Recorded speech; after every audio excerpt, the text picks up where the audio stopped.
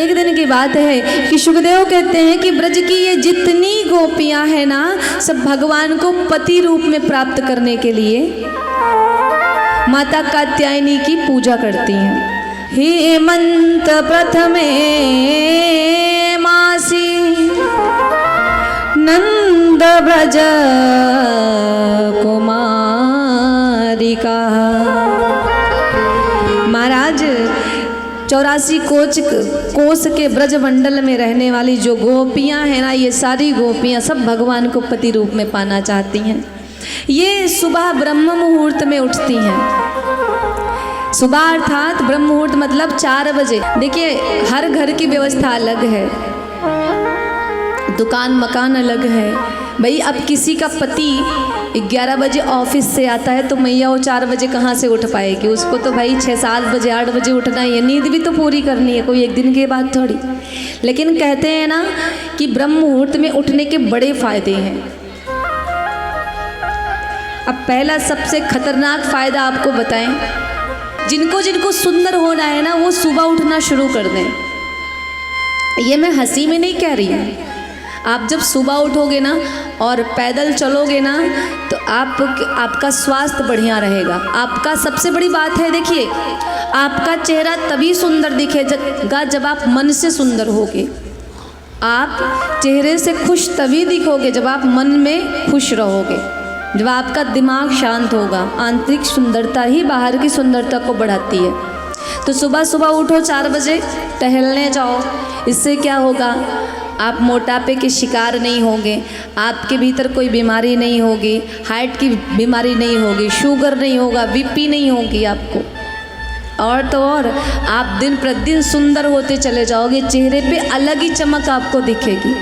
फिर आपको किसी क्रीम पाउडर की ज़रूरत ही नहीं पड़ेगी। इसलिए सुबह उठना शुरू कर दो। और जो मानसिक रूप से परेशान लोग हैं, कुछ लोग कहते हैं भाई सब कुछ है पर मन नहीं शांत है, तो वो सुबह उठ करके ध्यान करना शुरू कर दें। आप आधे घंटे 1 घंटे ध्यान करो, आप दिन भर खुश दिखोगे। मेडिटेशन का बहुत प्रभाव है हमारे जीवन पे। गोपियाँ क्या करती हैं? ब्रह्म मुहूर्त में उठती हैं और सबसे पहले जाती हैं यमुना जी के तट पे, माता कात्यायनी की पूजा कर लेंगे।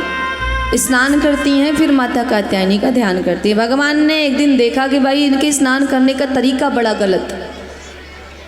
भगवान उन गोपियों को रोके, दूसरे दिन मना किए कि भाई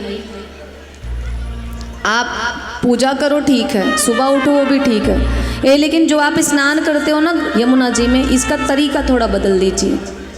गोपियों ने कहा क्या तरीका? भगवान कहते हैं कि निर्वस्त्र होकर के आप सब स्नान करती हो, ये महापाप है। किसी भी जलाशय में हमें निर्वस्त्र होकर के स्नान नहीं करना चाहिए। गोपियाँ बोलती अच्छा बड़ा ज्ञान देने आया है, चल हमें हमारा काम करने दे। भगवान ने देखा कि ये नहीं मानने वाली, तो भगवान ने कहा कि मुझे ही इनको कुछ सबक सिखाना पड़ेगा तभी मानेंगी ये। तो भगवान ने आज एक बड़ी सुंदर लीला की। कहते हैं कात्यायनी महामाये महायोगिन्य धीश्वरी नंद गोपसुतं देवी पतिं मे कुरुते नमः। कन्हैया ने कहा मैं कहता हूँ मान जाओ, नहीं मानी। एक दिन सारी गोपियाँ नहाने गई, अपने अपने वस्त्र को किनारे पे रखा। कन्हैया जब ये चली गई स्नान करने, जैसे फिर कन्हैया पहुँचे और सारी गोपियों के वस्त्रों को बटोर करके वहीं बगल में एक कदम्ब का पेड़ था नज़दीक में, जा करके उसी पे चढ़ करके बैठ गए। अब सारी गोपियाँ जब स्नान कर ली तो अपने अपने वस्त्र देख रही हैं, तो वस्त्र ही गायब। तो एक कहती है हो ना हो ये जो काम है ना ये उस कन्हैया का है। तभी ऊपर देखा तो मुरली वाला बैठा है, लेकर के सारे वस्त्रों को लपेट करके। गोपियों ने कहा दे दे कन्हैया, क्यों ऐसा करता है? कन्हैया ने कहा वस्त्र लेना है, कपड़े चाहिए? हाँ कन्हैया दे दे। तो कन्हैया कहता है एक एक करके आओ, लो और जाओ। कन्हैया हमने हमारे वस्त्र तो तू ले गया, मैं ऐसी स्थिति में नहीं आ सकती। कन्हैया ने कहा मैंने पहले ही मना किया था, अपने स्नान करने का तरीका बदल लो, नहीं माना।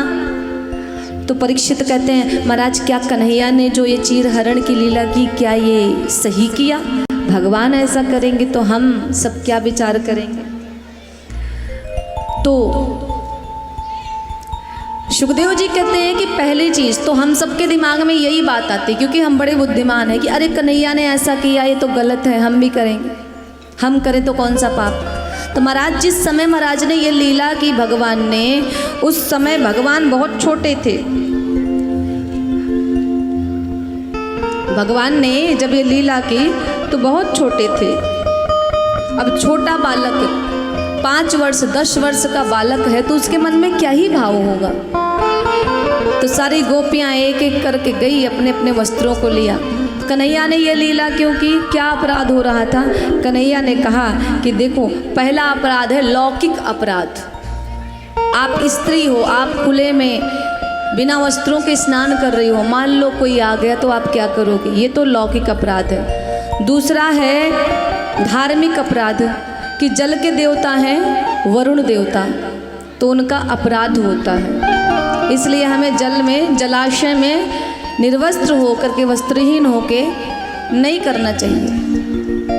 गोपियाँ गई और भगवान ने सबको आशीर्वाद दिया कि आने वाली शरद पूर्णिमा के दिन हम सभी गोपियों के साथ महाराज करेंगे। और धीरे धीरे समय बीता, वह पावन दिन आया शरद पूर्णिमा का। भगवान ने जमुना जी के तट पे जाके जो मुरली बजाई महाराज, कि आज पूरे 84 कोस के ब्रजमंडल में ऐसा लगता है कि भगवान मुरली की तान छेड़ करके एक एक गोपी का नाम लेकर के बुला रहे हैं। सारी गोपियां भगवान की तरफ खींची चली आ रही हैं।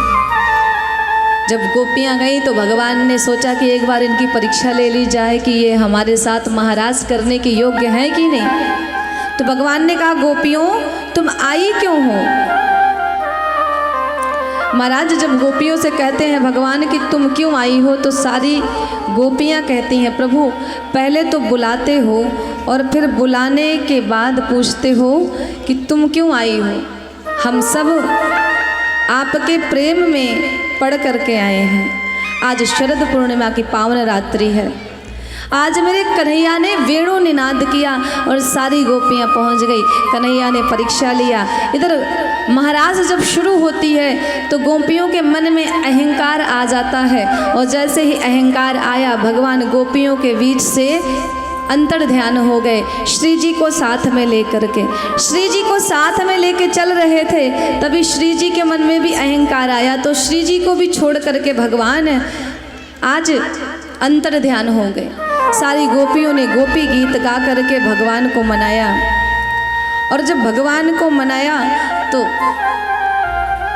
भगवान, वह पावन समय आया जब सारी गोपियां भगवान के साथ महाराज करने के लिए आज खड़े हैं। भगवान जब गोपियों ने गोपी गीत गाया तो भगवान उनके बीच प्रकट हो गए, और प्रकट हो करके आज शरद पूर्णिमा के पावन दिन पे भगवान उन सारी गोपियों के साथ महाराज कर रहे हैं। बोलिए रास बिहारी भगवान की जय हो।